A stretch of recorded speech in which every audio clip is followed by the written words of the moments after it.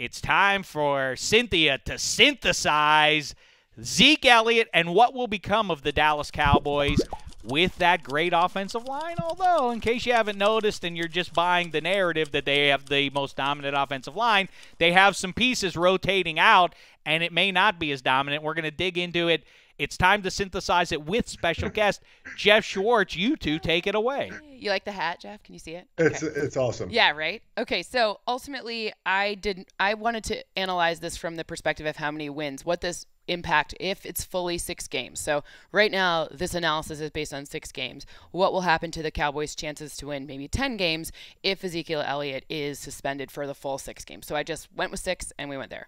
So for me, the and obviously whenever you project season win totals in the preseason year, there's part luck, part it's a lot of luck, but there's some art, some science to it, right? So if you look at Zeke's 5.1 yard per carry average last season, 2.5 of those yards are before contact, which is about top 5 in the league, and 2.6 is after, which is also top 5 in the league. So you can kind of say that both the O-line and Ezekiel Elliott are elite. Right, they both have those before contact and after contact numbers. Let me jump in here with that. Schwartz, update us now. How diminished is the offensive line in 2017 from what it was last year?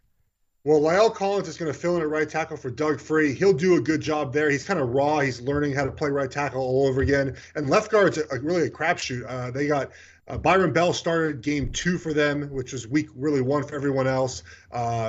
Cooper's there as well. So whoever wins, I think Chaz Green as well. So whoever wins that battle. But look, they'll be between Smith and Frederick. So that I'm not worried so much about left guard, but Lyle needs to play well at right tackle. Yep. And the other thing you see is that when you have the other backs in, 3.5 yards per carry is the average, and you have still about 2.2 yards before contact. So the other backs were not as effective last season. Again, with the O-line, that's a difference that could be seen this year too. So that's pretty impactful. The second part is, and this one's actually really interesting. This is where Ezekiel Elliott was really just 3 times better than the next closest running back, and that was the number of his rushes that resulted in a first down or touchdown. He averaged 6.1 of them per game, so about 30% of the time that he was touching the ball was a first down or a touchdown, extending plays. And then you saw the Cowboys had the longest time of possession. They were top 5 in drives of 10+ plays and touchdowns last season. So all 3 of those things extending the possessions. And when you look at that, like I said, 6.1 per game on average. Most running backs, it's like 2 to 3.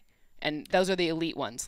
Regarding those running backs, though, the backups, Darren McFadden has had some splashy moments, a few stretches there during his NFL career. But the guy to me is Alfred Morris. The guy who is, am I right to say that he's perennially underrated in different systems in D.C. and now in limited exposure in Dallas? It seems like he's pretty consistently effective. Why not ride him?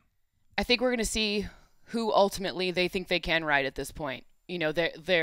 I don't know if we're going to see, this third season, you brought up a great point. The Cowboys are kind of 1 week ahead of everyone else. So when we're watching the Cowboys' third game, it'll be almost second week for everyone else. And so that's when you'll really get a chance to see who they're going to go with in this position.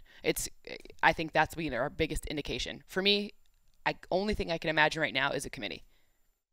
And so, all right, so what's the bottom line then? Okay, so bottom line is, and by the way, when you have that many rushes or that many extensions of plays on in the run game, you actually decrease the chance of an opposing defense to cause turnovers via both interceptions and fumbles. So if you're getting the good ground yardage, the defense has limited options for what they can do against you, and that makes your opportunity for them to have some. And you spin the clock, and that's obviously the not-so-secret ingredient to why the Cowboys' defense, statistically and otherwise, looks so good, in spite of the overall lackluster pieces on defense, is that they gave fewer snaps to the opponent. Opportunity.